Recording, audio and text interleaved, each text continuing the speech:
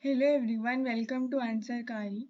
This is the video for the concept number 11 of the permutation and combination series. Now in this concept we'll understand the clockwise and anti-clockwise case. So first, here the factorial was missing. So first if we focus on the formula that we just now understood in the previous video about the circular arrangements, it was n minus 1 factorial. But here we can see we multiply this by half. That is, we are reducing this particular thing by half. Now, what is the reason for this? And what exactly is meant by this clockwise and anti-clockwise case? Now, if we draw a circle, perhaps a circular table, and if we write here A, B, C, D, and E. So, if these are the 5 people like the ways we have arranged, this thing will be different if we write here A, B, C, D, and E.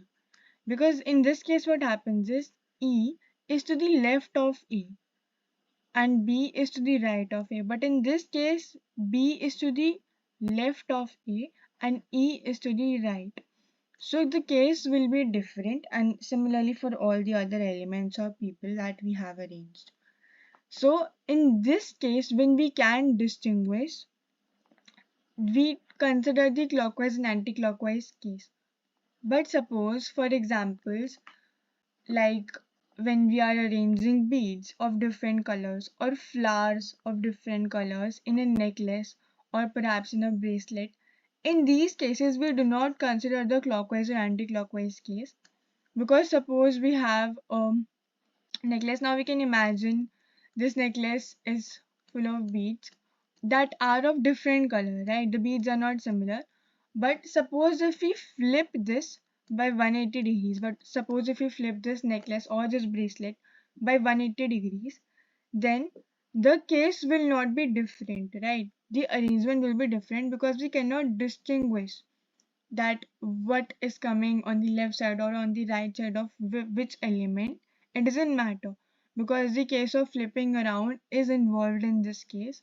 So in cases like beads and that of flowers, we do not consider this clockwise and anti-clockwise case.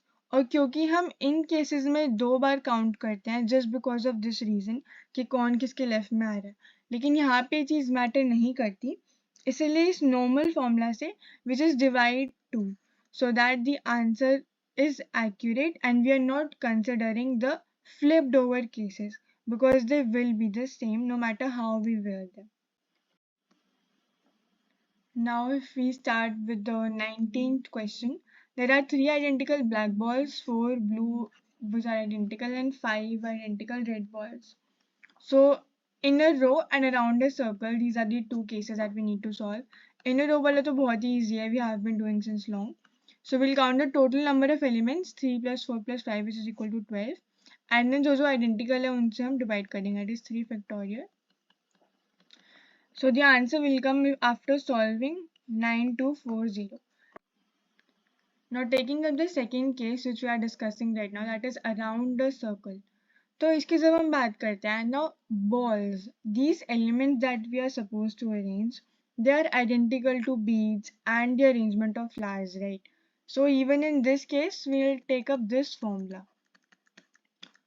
And the reason for this is, इसमें right left matter नहीं करता, because if we flip this thing over, the arrangement will be same, but the flipping is available. That is the reason why we divide by 2. So we need to focus on the elements that we are using and whether the left right distinction or the flipping over it matters or doesn't matter. We need to focus upon this fact in the circular cases. Now around the circle, if we think of, total number of elements that we have is, again we have these many. Now we need to write the value of n here, which will be 12 minus 1 factorial. So it will be 11 factorial divided by 2. But again in this case identical wala case hai. So again we'll multiply this by 3 factorial into 4 factorial into 5 factorial, because these elements are identical, right? So we need to divide by this as we did in this case, and hence the answer for this thing will be 1 1 5 5 after we solve this. Thank you everyone.